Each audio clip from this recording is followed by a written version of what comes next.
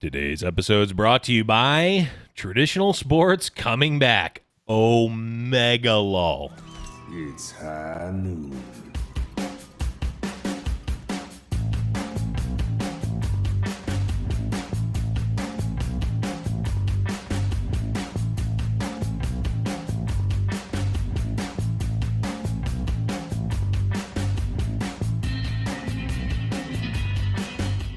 Hello, everybody, and welcome to High Noon Podcast, the competitive Overwatch podcast. I'm your host, The Blevins. With me, as always, is Deathblow. What's up, buddy?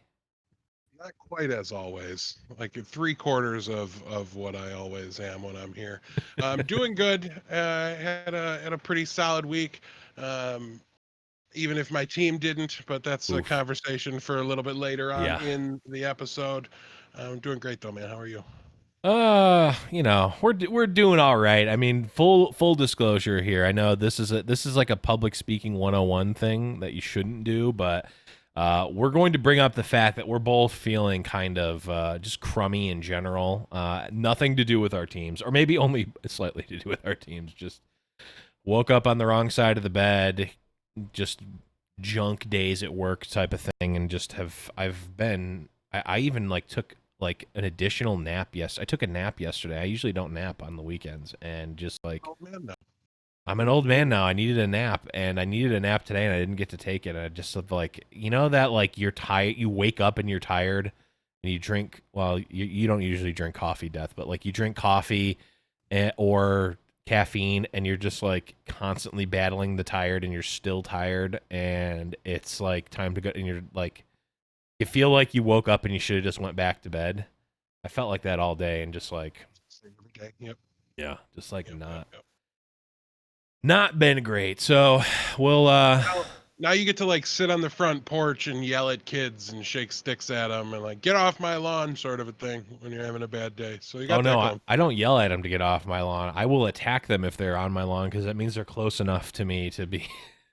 If they're not wearing a mask, they're going to be assaulted with a baseball bat.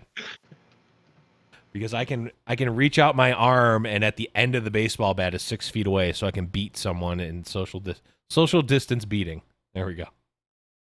But before I incriminate myself more than I already have, we'll talk a little bit about what we did this week. Death, anything fun and exciting for you in the galaxies and sectors that you've been mining lately? Being farming Elite Dangerous pretty hard, both in and out of VR. Yeah, that's definitely true. But as far as highlights for the week goes, I was on Omniclab on Saturday. They hit the big 200, right? They did, yeah. They asked me to come on to help celebrate 200 episodes, so I was really, really happy to join them. And it was a 2-hour show where we reminisced about old meta games and like the past of the game, the history. Yep. So it was a whole lot of fun. I think a very fun perspective with me and I play, having been on a team together in the past for some of those meta games. And we've had rivalries where we see those guys on ladder a bunch and stuff like that over the years. We talked about all that. So it was a really good time. If you guys are a fan of that show, even a little bit, make sure you check it out. And you'll hear a familiar voice there this week. Yeah, always. I mean, Friday, I think. It is crazy to think how long we've all been doing this, and how, I mean, we've got friends in chat that we've known for years already, Thorn and Totemly in chat, and I Play and Rob have just, I mean, it's crazy to think that like we've known them for so long. Like I've known them longer than a lot of people I know in real life. I've known them longer than people who are my roommates right now. Like I said on the show, I'm closer friends with a lot of the people that I've met by doing this show and some of the other podcasters and stuff than I am with people I would have said were my best friend in high school that like I hung out with on a daily basis now. So definitely a big family feel in the Overwatch podcaster scene, and we appreciate and love all of you, even if I wasn't on your show this week. Absolutely. So yeah, good stuff. And for me, I did. We did an LOR cast, and we did a big one for Giant Slayer, and it was riddled with technical issues, but we made it through. It was a show that was probably going to go like 5.5 to 6 hours and ended up being like 7. I think it was like almost 8 hours long. So that was rough and stressful, but it was fun and we made it through. So good stuff there. But let's move on here and let's talk about It's high news. Oh man, I was rolling the dice on whether that was the right button or not. Got a couple of pieces of news here to talk about, some signings and some changes here. We've got Teo has joined the San Francisco Shock Death. Do we know anything about Teo? We know he's got a pretty solid Genji because we saw it this weekend. He's already in action for this squad. Last week we talked about the Super Genji and was it a meme, and he performed well enough. I can't dismiss him as being their actual Genji player, even though every instinct and bit of everything made you want to throw it away as not real. And this signing absolutely confirmed it. Definitely not real. They now have a Genji player. It's funny. He's a bit of like, I think of him as just like an Architect clone, if I'm being perfectly honest. Sure. Like I don't think he's too different in terms of at least hero pool effectiveness. We'll see, because he just got here, but so far so good at least. He's got a little bit of that hit scan in him too, so I don't know how much of his hero pool they really need him on, but obviously in-game flexibility helps a ton. And this is a meta where they did need him and will use him, so expect to see a lot of him going forward. And I think he's going to be a pretty big fit. I mean, ANS fit in so well. That's what's so great about being signed there. And the broadcast said it a lot.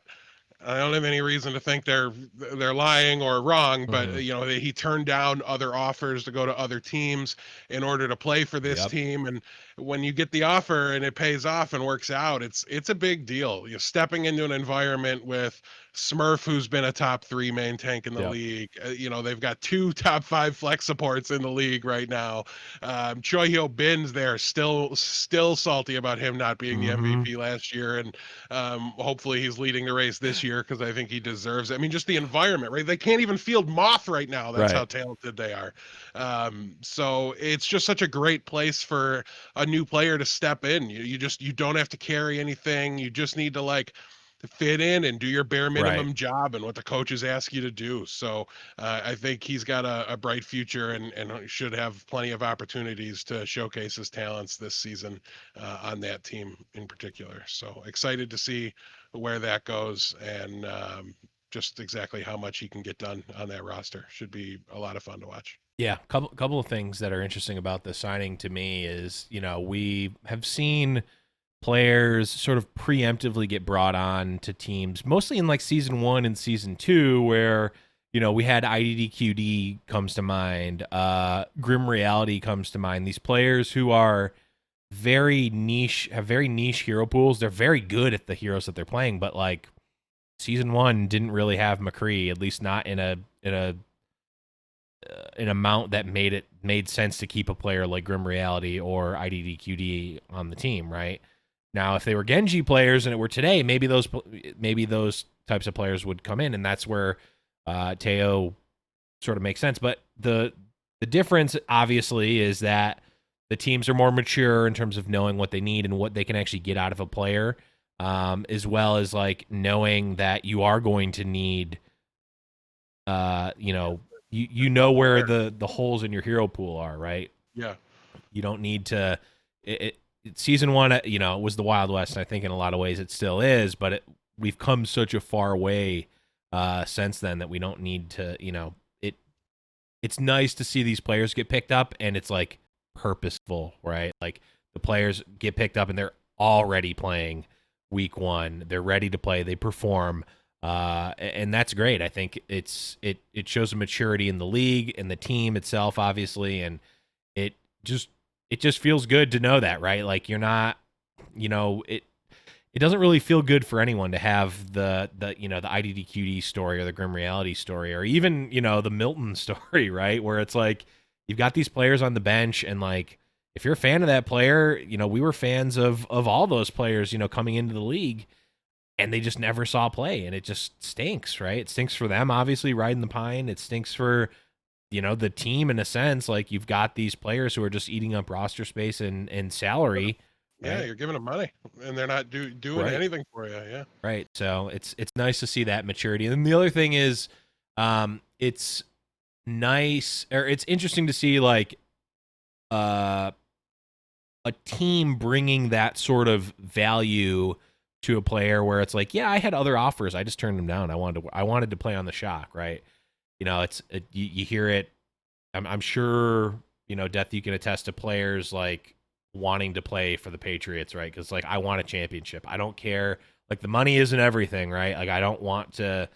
I Not can everything. You just want to play for New England. right. Yeah, I get it. I will sell my soul to be able to get a Super Bowl.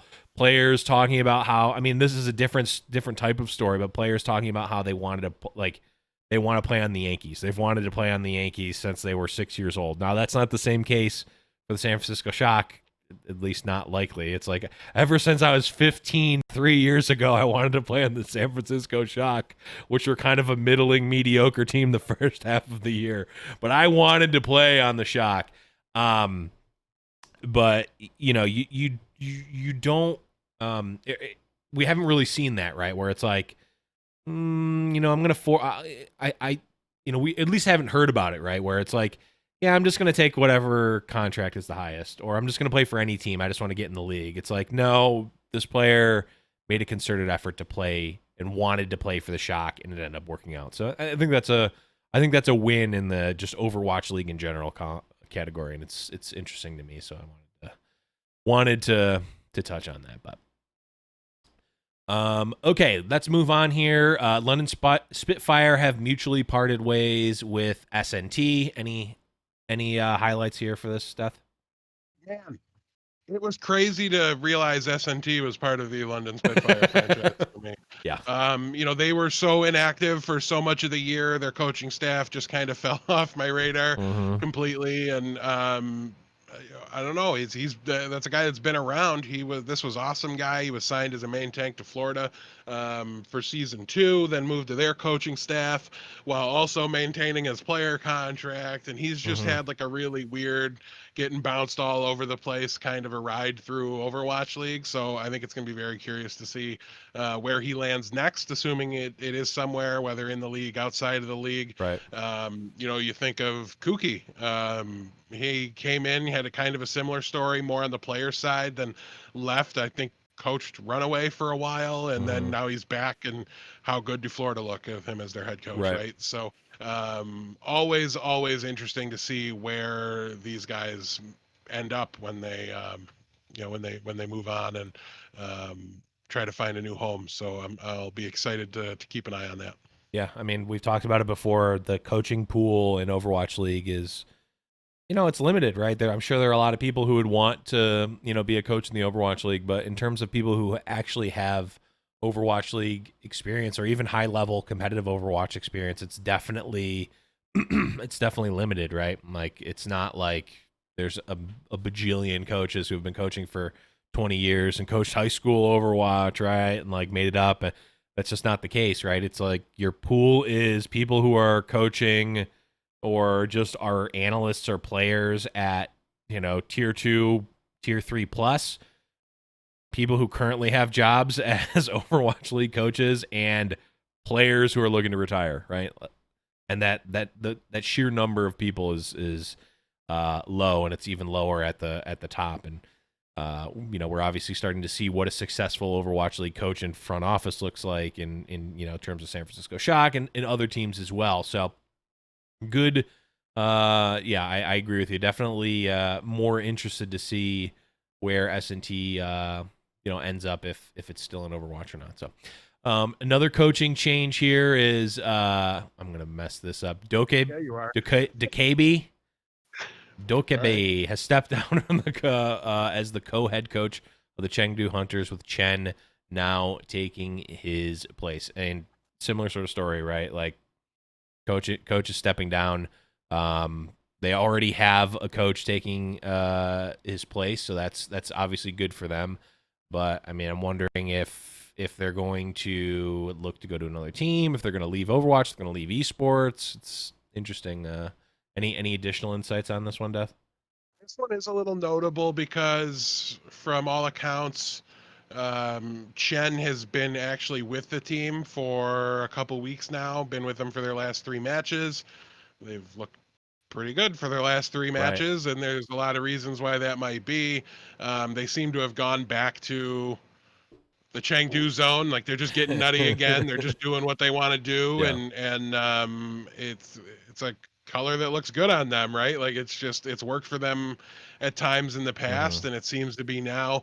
I also just think what they're good at is a little bit more meta right now, Yeah. right? Independent of their own performance and things like that, what they're good at, what they try to do, seems to be better than it has been at a lot of times in the past. So it's hard to credit this, this coaching change with all of the difference, but I mean, it's better than this guy took over and we inexplicably lost the last 3 Right. games. This is a better sign than that.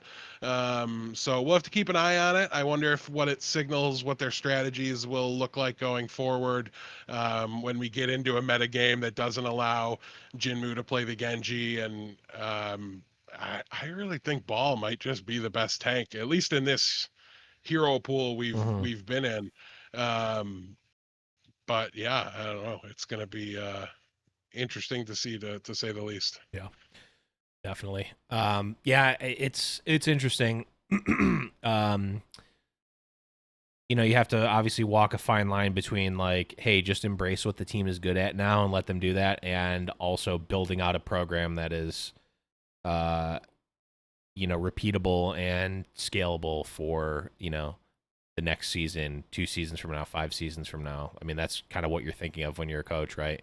Or at least that's in the back of your mind. So yeah, I mean, obviously it's working out right now for them, and that's the that's the number one thing that gets your check signed for next week and the weeks after. So this Chengdu team very well might be the number 1 seed going into Countdown Cup, I think is right. the name of this tournament coming up. So a very, very big reversal of fortunes for this squad lately.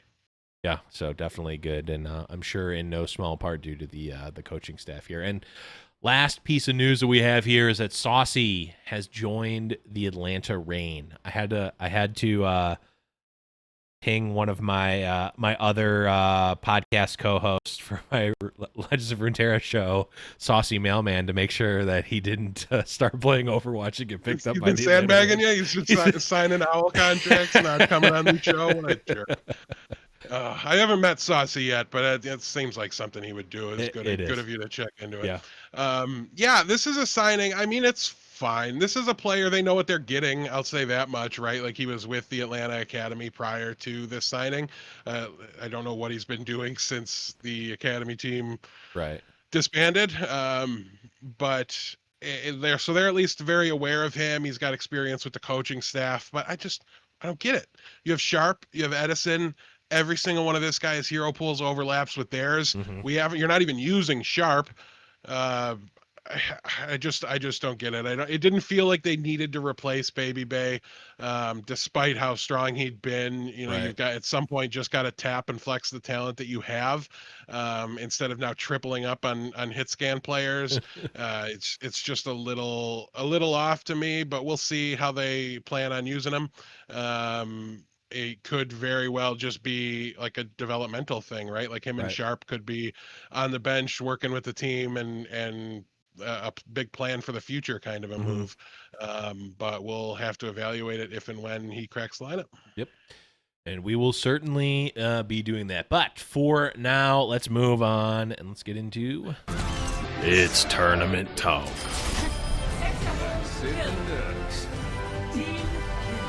All right. We started off on Friday with, I mean, this was record breaking, right? Death. This ruined the streak for Atlanta.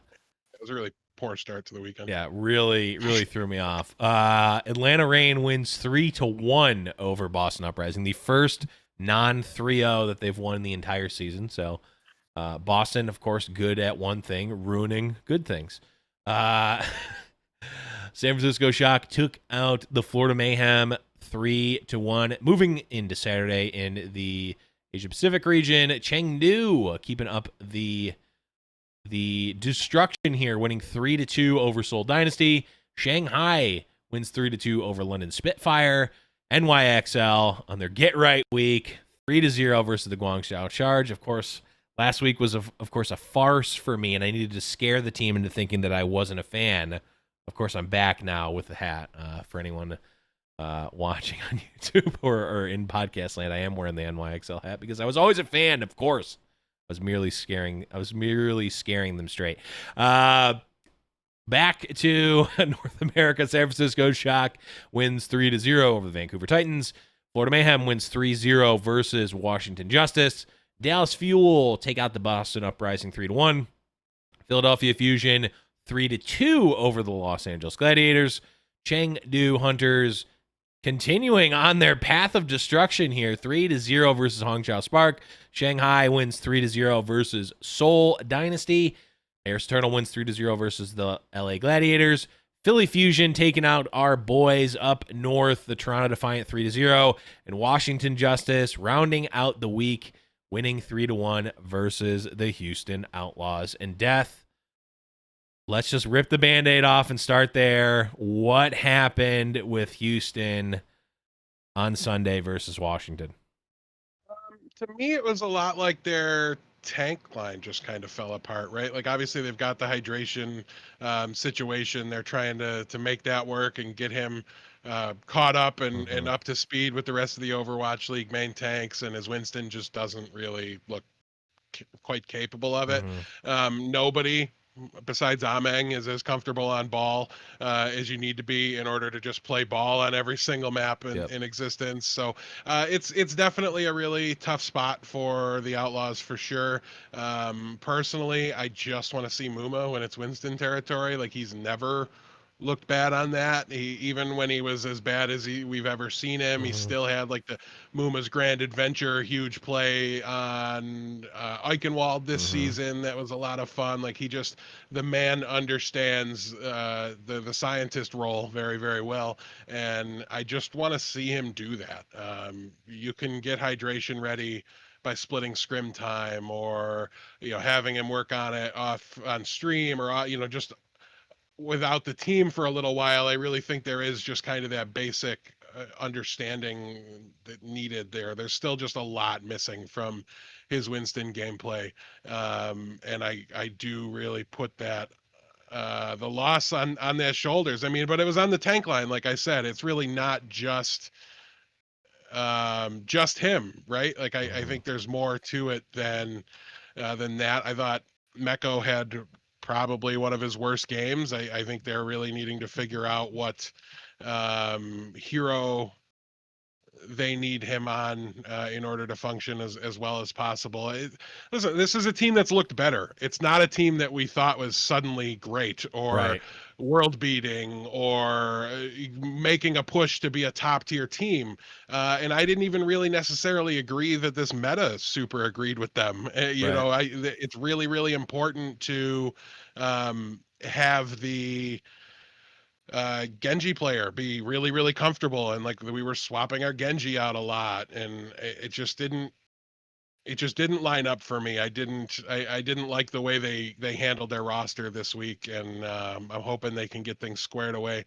I'm torn, right? Because going into the week, I would have said like, you're not benching Dante at any point, right? But like if you're just going to play the Genji 100% of the time and you're gonna switch whether it's Blase or Dante, like it's not Dante's hero. It's okay that there's a couple heroes in the game that wouldn't be his, and he's hands down their best player in the role. I get that, but like I don't know, just shoehorning players into playing things they're not comfortable with, probably not the answer.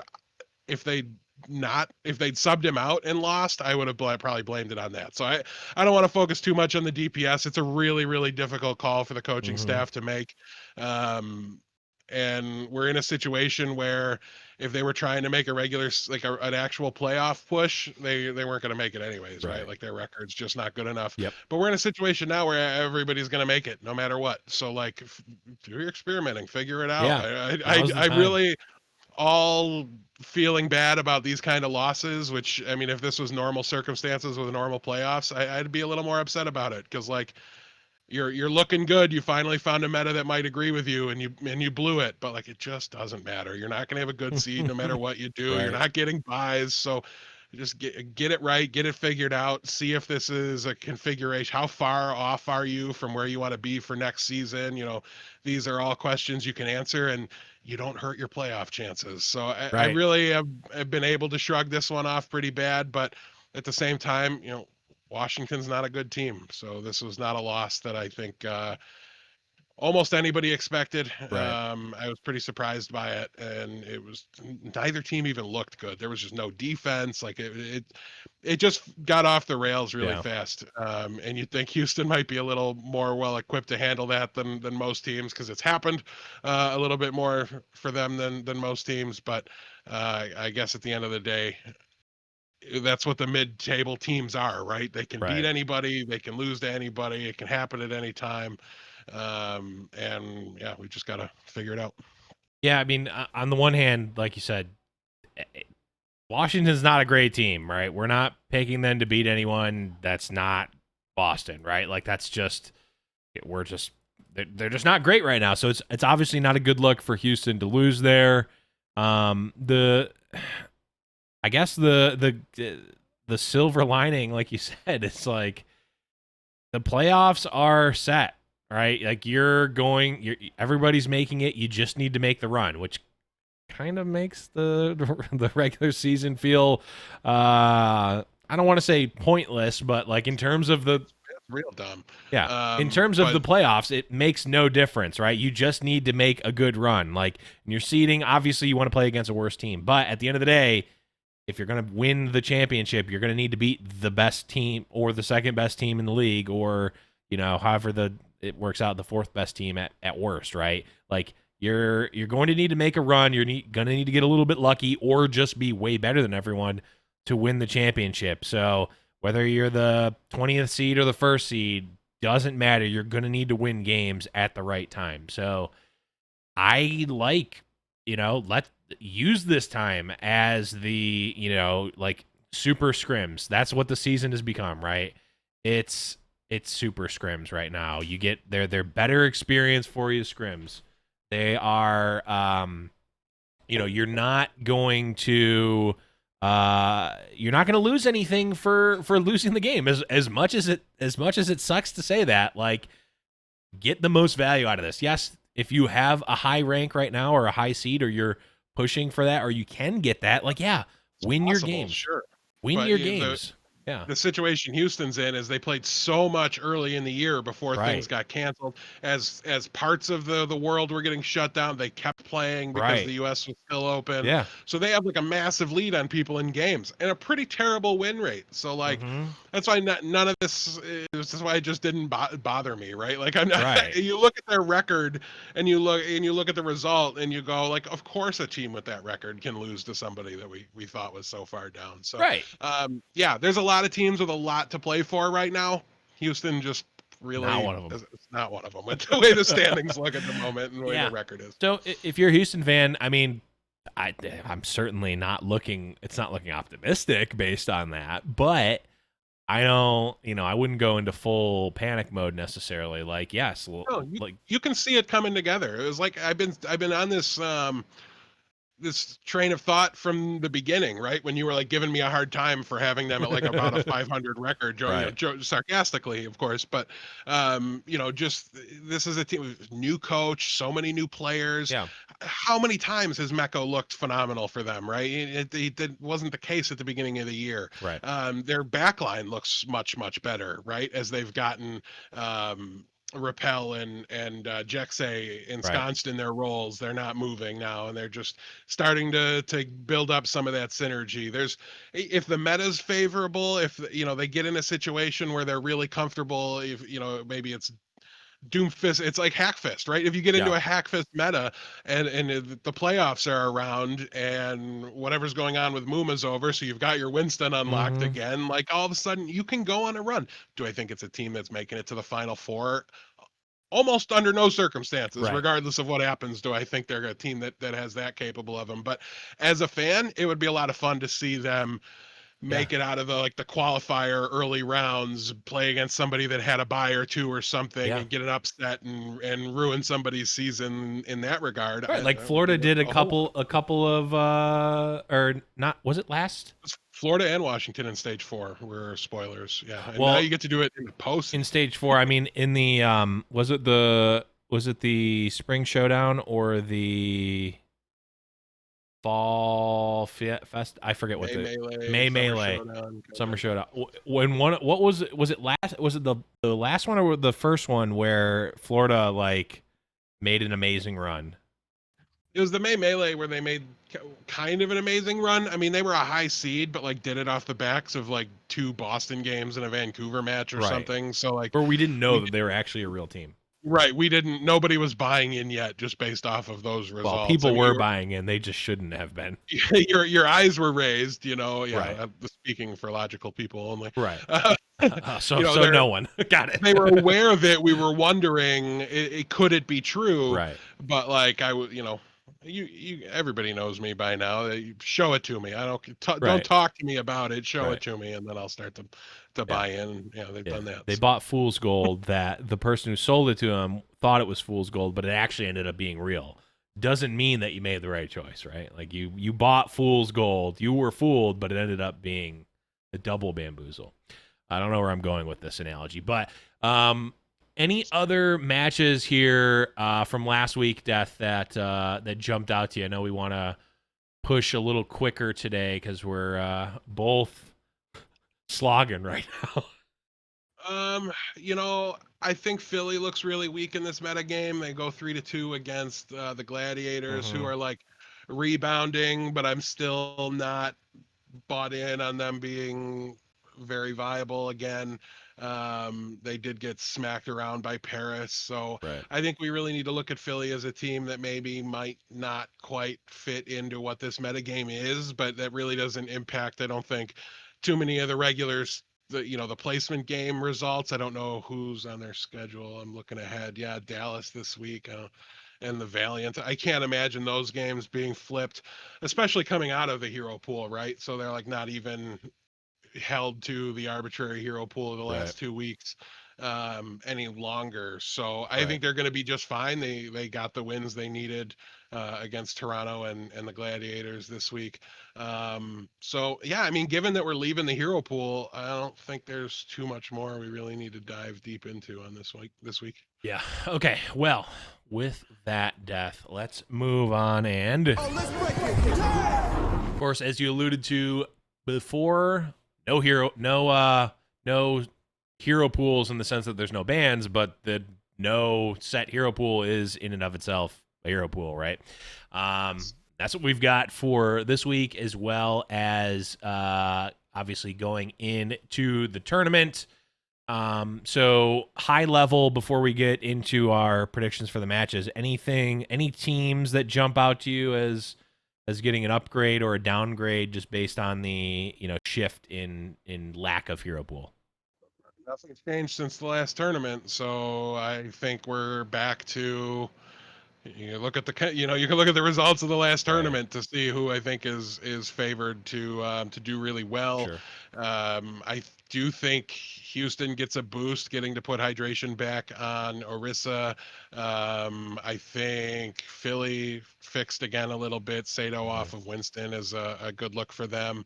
So usual suspects. Paris is going to be pretty strong again. That's another team that really lacks the Winston tank that they need, I think, to really succeed in a dive-based hero pool. So, yeah, no, I mean, I think we're kind of back to what you'd expect, probably less in terms of surprise outcomes going into this weekend. Yeah, definitely makes a lot of sense. Unfortunate probably, because upsets and surprises are fun, but hey, they never go away. Right. We'll definitely still get them, but no, Chengdu can't come out of nowhere and Ball can't be the best tank for the week, and nobody knew it until they started playing, sort of thing, which is always fun. Yeah. But like you said, no hero pool is a hero pool. I don't know that we've seen the Orisa comps function with like the Brig changes that have happened and things like that. So it could really who knows? There was a patch since the last time we saw it. There's plenty of room for Yeah. differences. It's just harder to see them Right. where we sit when Brig was played in dive all this weekend. Right. And so I don't think she's going to go anywhere in the Right. last comp she fit well in. Yep. Makes a lot of sense. Okay, so we start off on Friday with the Dallas Fuel playing against the Philadelphia Fusion. I mean, you said Philly looked a little soft, Death. Are they looking that soft? No. Simply no. Dallas is looking better though. I think their backline looks a lot better when they get to play Crimzo on the Zenyatta. I don't know that there's room for that in the Orisa compositions, so they're going to be back to like needing him probably on Baptiste. I'm trying to remember what him and Paintbrush did previously, but yeah, no, I think Philly's the heads up favorite in this one and should be just fine. Give me Philly 3-1, I'd say. Yeah, can't argue with that even a little bit. Next up, we have LA Valiant versus your boys in green, Houston Outlaws. What used to be the green team fight. I almost wanted to call it that again. I'm really excited for this game because I want to see a ton of Tracer played. I think there's a lot of fun conversation to be had about Shax versus Dante for the best Western Tracer player, and I really want to see that in a head-to-head fight. So it's going to be really interesting to see what the Valiant, I think, tank line looks like, right? Is it Dreamer? Is it Gig? We're still kind of asking that question a little bit since they just every time it seems like it's solved, they make a change for whatever reason. But I think going back to Orisa should be helpful for hydration, and I think that really levels the playing field a bunch. I think it's a very, very close game. Man, I think it's a coin flip. I think most people would pick Valiant, so I'll go Houston because I think it's like a coin flip, and I don't know since I haven't put my picks into the website for a long time, I'm real far behind and need the comeback. So yeah, give me Houston, but we'll go 3-2. I think this one should be a really good battle on Friday. No, Death, I think you're 100% right. I think most people will be picking Valiant here, and myself is included here. So let's bring out the old coin here. We'll go tails never fails. I'll give it to you for Houston. Ooh, and the coin does like Houston. So coin and Deathblow pick Houston. Tails never fails. It's true. It never fails. It's also possible that I forget which side is tails every single time I flip it. And okay. Now we know why it never fails. True. It is me. Moving on to Saturday in the Asia Pacific region, we have Seoul Dynasty versus the Guangxiao Charge. I mean, it almost seems like it's starting to feel like a pretty big tier jump here between Charge and Seoul these days. Yeah, I think if you really sit down and watch the Seoul games this weekend, though, you'd see a team that's starting to figure it out. I mean, one of them was even a 3-0, but it was not a stomp. I can't remember if it was Achilles or Wolf was like really trying to drill that home in a tweet. Like I know the score, but like you flip two plays and it's 2-2 going into map 5. Like it was the classic close 3-0. It was definitely one of those kinds of games. Guangxiao's coming off the disappointing loss, and honestly, that one was like over so fast. I don't feel like I have a solid understanding of why they got bodied so bad by New York. Really, this is another game that I think is a really close toss-up. And you know what? Because of that, I'm going to use the same logic I used for the Houston one. I think most people would pick Guangxiao here, so I'm going to go Seoul. Because I do think it's essentially a coin flip. So let's make up ground in the imaginary game I'm not playing. I like it. And in that vein, I am also one of those people that is going to be picking Guangxiao here. So I'll give you another Tails Never Fails Death for Seoul. I'll do it for Guangxiao because I like Guangxiao more than Seoul. Okay, fine. For Tails Never Fails for Guangxiao. I don't want to be right. I'm just trying to be accurate. Ooh, Death, you double bamboozled it because it was heads, which means Seoul is picked here. The coin just wants to agree with you regardless of what you say. I blame you for that. You confused it. No, you confused it by switching last second. Okay, let's move on here to London Spitfire versus the Guangxiao Spark Death. Who do you have? Man, I just have no confidence picking London games. I really need to like just sit down and VOD review them, a couple of their matches, and I'll try to do that for next week.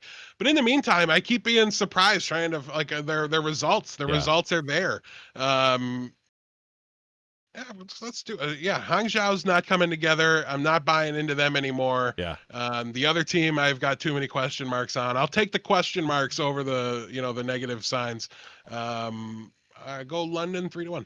Wow. Friendship ended with Guangxiao Spark. Now London Spitfire is my best friend.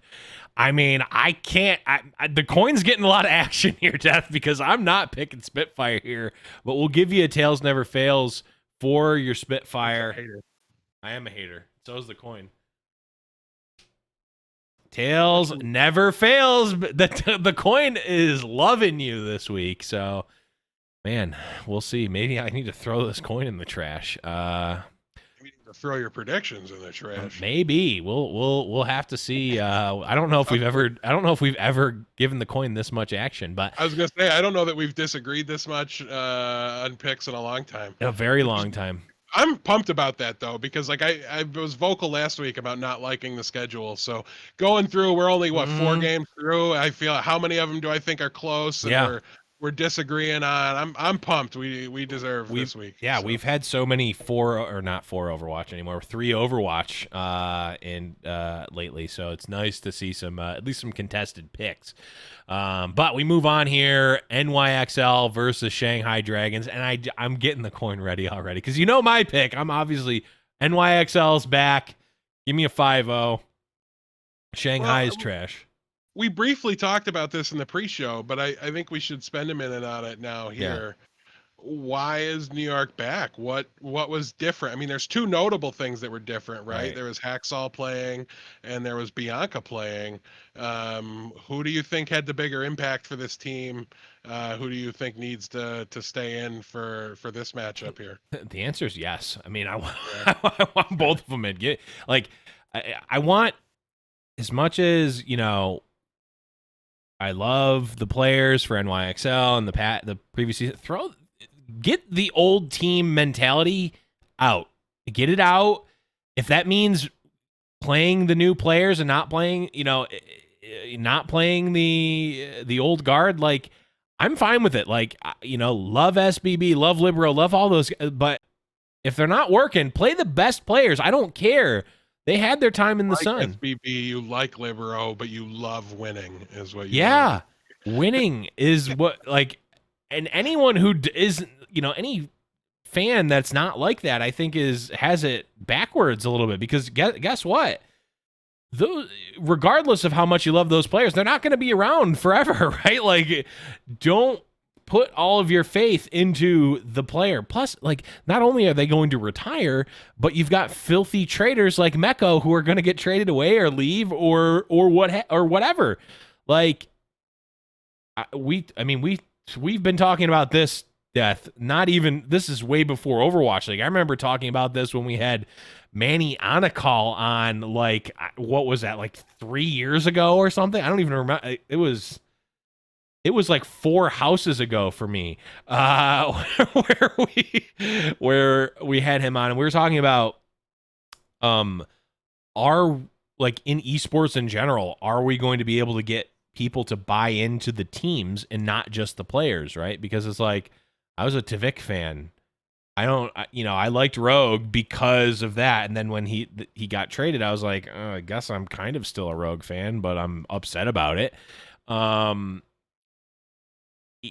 Chengdu, and then you drop them like a bad habit. Right. Buy into the team, and like, if you are dead set on a player playing because you like that player and not because you think that they're the best option for the team, be a fan for whatever reason you want, but I think that's a recipe for failure, and a recipe for disappointment if you're a fan and if you're invested in the team at all. Like, I don't care if NYXL completely, scorched earth policy and cut their entire team. If they brought in the best team in Overwatch League and we're the best team, I'm gonna be fine with that. Now, I don't think They that, swapped rosters with Houston to bring Mecco back. and then built from there. Maybe. I don't think that that's the correct choice in that case, but you get what I'm saying, right? Like I don't think that cutting every player from NYXL and building a new team is the best way to be successful. But whatever that best way to be successful is, I want them to employ that. So, yeah, They're right.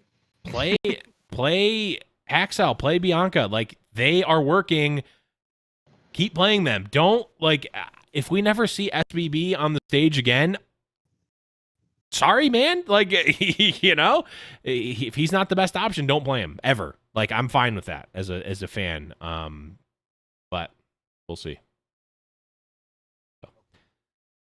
We shall see. So, Death, are you in on the NYXL train? Can they beat the former champions, Shanghai Dragons? They absolutely can. I think Bianca was the right answer to my trap question. I think Who Are You would have been pop off Genji player in that scenario as well, and in that match. I really have not been too big on the Hotba train, but he's been so hit or miss, so hot and cold that it's hard to like point at him when there's all those examples of good plays, even when there's all those examples of the mistakes. And it's a little bit like the high wire act I tried with my Philly YouTube video at the beginning of the season, trying to show how you can be much improved, but you're still got problems and all these things. And just Hotpa never quite seemed to click with the team. It'll be curious to see what we do. Presumably, they're going back to Sigma. I don't know that we've really seen much of that from Bianca. I think it was mostly Zarya for them this weekend. So, yeah, I don't know. I'm not going to predict it. I'm going to go 3-2 Shanghai. But, we talked last week. There was one of two ways you can come out of that loss to Chengdu. And it could have been that Chengdu was just good and it wasn't a problem. And, but they were the team that never lost those games where you expected them to win. And so they needed that get right week, and it was the wrong opponent to have it. But like, when it is the wrong opponent for your get right week and you get right anyways, doesn't their confidence just go through the roof? Aren't they like, we're back, baby? And also Chengdu starting to look pretty real. Like, yeah, absolutely. Yeah, that's all part of it, right? That it wasn't necessarily a massive failure. It was, oh, oops, they're just actually good. We were just wrong. And how could we have known any different, right? It was first week of the hero pool, all that stuff. So yeah, I mean, I'll go 3-2 here, like I said, for Shanghai, but super close. New York is back to an absolute contender against anybody again for me. As fast as that, right? You don't have to try too hard to sell me on that when that's what you've been for 2 years and 3/4 of three-quarters of this season as well. Well, I mean, that's another coin flip here, and we're gonna go tails never fails for NY. Oh man, the coin just loves you. That's a heads for Shanghai. I'm throwing this coin in the trash, by the way. All right, we move on back to NA. Paris versus Washington. Death, who do you have? Funny. Yeah, Paris, of course. Yeah, pretty. They're off the Winston with their tanks, everything. They're a top team, 100%. Yep, pretty easy. Paris, no need for the coin there. Next up, we have the battle for Canada: Toronto Defiant versus Vancouver Titans. Can we? Oh, man. This will be a show. Give me Toronto. I just feel like there's more individual talent on the stage for them, but neither team is performing great. Nope. Neither team's clicking, has it going for them. This is, make no mistake, a bottom table team versus a bottom table team. It's probably going to look like that. If you putting a gun to my head, making me power rank them, it would be like 17 and 18 probably. So no big expectations from this match. Like I said, a little more talent from Toronto's side, unless they've been sure for, so who knows. But yeah, I don't know. I go Toronto 3-1. Yeah, I will also take that as well. Okay, and then the last match for Saturday. Some excitement from Toronto fans for that. Yeah, it's. I mean, I want to be excited for Toronto, Rough but time. like, It's a rough time to you, be rooting for you Toronto. gotta. I'm not gonna just be excited for like at best mediocre play and benching your best player. I'm just not gonna be excited for that ever. So. Just calling it like it is. Okay, the last match of Saturday is your Houston Outlaws versus the San Francisco Shock. Yeah, I mean, that's a pretty easy shocker, right? I'm fully expecting to get beaten by Super Genji. Maybe not straight out of the gate, but for map 3 like they did this past weekend when they were just trying to put the cherry on top of a SmackDown. That's almost certainly what this will be. I'll give a map to Houston because their tank issue should really clean itself up. Yeah. They're the team that surprises San Francisco, it seems. I mean, at least once, but not many people Yeah. do it. True. So who knows? But nothing to predict, Yeah, or even exactly. overly optimistic about as Right. as an Outlaws fan. So yeah, give me San Fran 3-1. Yep. Same. All right, moving on to Sunday, last 3 matches of the week. We've got Atlanta Reign versus Dallas Fuel. And this seems kind of to be 2 mid-table teams bashing up here. What do you got, Death? Yeah, it's funny, everybody, the curse is lifted. Like Atlanta's gonna get better now. They can win 3-1 and 3-2. It's possible. The flip side of that coin is they dropped a map to Boston, and I Right. think this team's in trouble. We talked about how it should have been Erster and Baby Bay, and we're seeing Erster now, and it's not quite there. I mean, maybe that's just because he's been benched for so long, like he's just Right. rusty, he's getting some time to shake that off. I'm willing to buy into that because of just how good he was last year. But at the same time, I need to see him come out of it. I need to see him get back to that Right. pop-off performance. I don't have any problems believing Doha or Decay is going to go nuts in this game. So it's really a position battle. Atlanta's probably going back to Gator. I think their tank line's been a little bit rough lately. Man, it's a really really tough one to call. This is another one of those toss-ups that I'm excited to watch play out, but